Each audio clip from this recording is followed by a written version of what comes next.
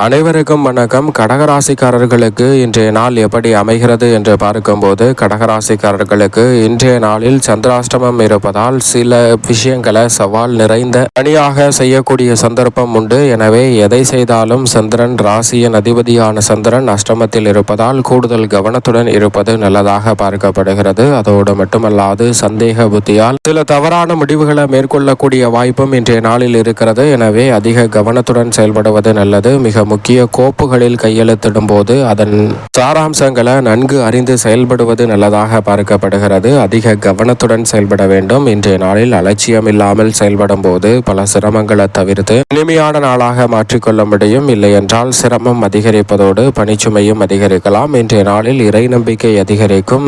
இந்த தருணத்தில் பல பரிகாரங்களை மேற்கொள்ளக்கூடிய சிறந்த நாளாகவும் இன்றைய நாள் அமைகிறது. மொத்தத்தில் இன்றைய நாள் விழிப்புணர்வுடன் இருந்தால் வேலை சுமையை குறைத்து இனிமையான நாளாக மாற்றிக்கொள்ள முடியும். இல்லை என்றால் பணிச்சுமை இன்றைய நாளில் அதிகரிக்கும்.